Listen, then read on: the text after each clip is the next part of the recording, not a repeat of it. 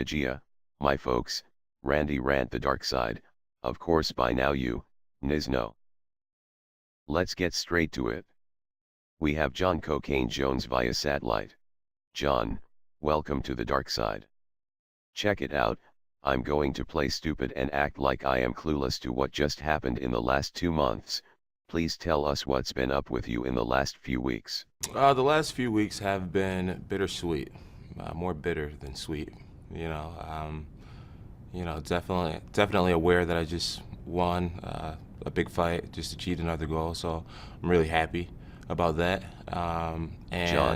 Jon, stop bullshitting and get to the part about the coke. Of course you thought your ass was slick and wasn't going to get caught, so when did you find out you were wrong, Coke Jones? I was in Albuquerque. I was home with my family, and Dana White gave me a call and let me know what had happened. And well, I'm pretty sure you wasn't worried since you're one of his bottom bitches. yeah, So tell us, what did Daddy say? he said that the athletic commission had called him and let him know that I had failed a drug test, and he was just really concerned and asked how it happened and why it happened. Okay, so Daddy gave you your pass, whatever. So December 4th comes and it's time for your so-called non-existent coke habit to surface. Your pop doing the booger sugar. Describe that day to us. It was a nerve-wracking day. I knew that I had done something wrong, and I knew that the test would show that. Did you tell anyone? No, I didn't tell anyone. Not even my own coaches knew that I was possibly dirty for a drug test. I kept it very private. So you get pinched. Were you like, why they test me for cocaine? They're not supposed to test me for cocaine. Now I am going to have to explain my cocaine. So I guess you knew your test would come back positive, right? I knew that the test would come out positive. I just You just what? Yeah, I knew it would be a positive test. I knew there's nothing I could do about it. Coke Jones, were you ever concerned about being suspended or not being able to fight in UFC 182? Yeah, it did cross my mind, being suspended or not able to fight. That's bullshit, Coke Jones. Do not sit there with that big ass lump in your throat and try to tell us you were actually worried about not being able to fight in UFC 182. I will not let you play me like that. I will put your ass on blast. Your fans deserve the truth. Now tell it to us. Once I got to like weigh-ins or whatnot, and I just realized that no one had said anything to me about it. I maybe thought that the test didn't pick it up or something. Fans are going to think you're using the booger sugar to cut weight. If that is not the truth, and if you're not an addict, why do cocaine right before a fight? When I get drunk at a party, I never say, hey, line me up a rail. And that's the big question. Why would you do that right before your fight? And I definitely don't have an excuse. I'm not here to make excuses for what happened.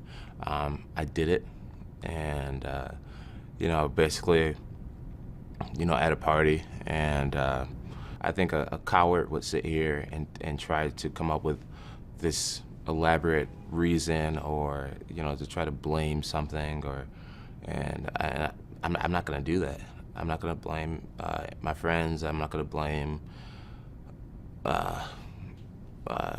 pressure or stress, or I'm not gonna blame anything. But what I will say is that I messed up. It wasn't a mistake. I can't call it a mistake necessarily because I consciously did it. Did you ever take the time to think about anyone else beside yourself? No, I didn't. That's keeping it real, Coke Jones.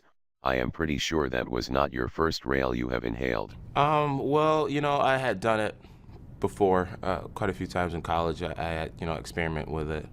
But that's really it. I had mainly just college. It was something that I dipped and dabbed into a little bit, but it was never really an issue. So you're saying you did it this one time and you did it quite a few times in college, but you do not have a problem? That's not keeping it real. So you expect us to believe years after being out of college with no coke use and weeks before one of the biggest fights of your life, you just decided to treat yourself to some booger sugar out of nowhere? Yeah, pretty much. You know, like I said, I'm definitely not perfect by any means. What bullshit, Coke Jones. You're going to sit there and try to tell us you haven't powdered your nose since college even though you just said you used it quite a few times in college, really? Yeah, I do not dab into cocaine. It's not my thing at all. You're right. You know, the night I did it, I was just Dabbing. there's no excuse. You know, I really don't know what came over me or what made me decide to make such a poor choice, but I did, and now I live with it. Have you tried any other drugs? I've dipped and dabbed my fair, my share of partying, I'd say. Wow, you are really in denial, Coke Jones. I thought you were not going to act like a coward and face the truth. Just admit you're a coke dabbler. No. Okay, so don't admit it. If you hid the truth from everyone close to you, I guess we cannot expect you to tell us the truth. So what lies did you tell to the people close to you, and how do you feel now that you got pinched? It's just the whole situation has been really embarrassing. You know, it's it's like cocaine, John. Really? And it's just I had to explain to so many people that I'm not a cocaine addict by any mean, or not even a frequent user. I just made a really dumb decision. Just really got caught my pants down in this whole situation, and no excuse for it. I can just apologize and just try to do things better. So you party with cokehead friends who have no problem offering you nose candy, you accept the nose candy, according to you, after being off coke since college, and now you sit there telling us you do not have some type of problem. So, having friends who bring cocaine around you is not considered a problem to you. Wow, Coke Jones, you do have a problem. No, I know I don't. Yes you do. My friends and my team, my inner circle, they all know that there's no room in my life to be a cocaine addict. Anyway, now that we all know cocaine is not banned when so-called out of competition, why do you think you were tested for it and then exposed? I really don't know. There's a lot of questions that myself, my team, my attorneys are trying to figure out. Matt Riddle was released after 2 positive tests for the sticky icky. Pat Healy was suspended for 90 days for the sticky icky, and did not receive his fight of the night bonus or submission bonus. Nick Diaz was suspended for 6 months after testing positive for the sticky icky too, for the second time, but he was not released like Matt Riddle was. I know they were caught in competition, but you did coke. Do you think there is a double standard for the top fighters in the UFC? I wouldn't say there's a double standard. I honestly haven't done enough research on people who have been let go in the past. Do you think Dana White should have fired your ass? No. Now, if there was situations where it was a constant issue or something like that, I could see the conversation coming up. But this job and this platform means a lot to me. I agree, you should not be fired, but your punishment should have been a little more harsh. That $25,000 fine just means you will have to cancel one of your coke parties. Okay, that's enough coke talk. Now tell us about your abnormal testosterone levels, and please leave Chael Sonnen out of this. We want to know about you.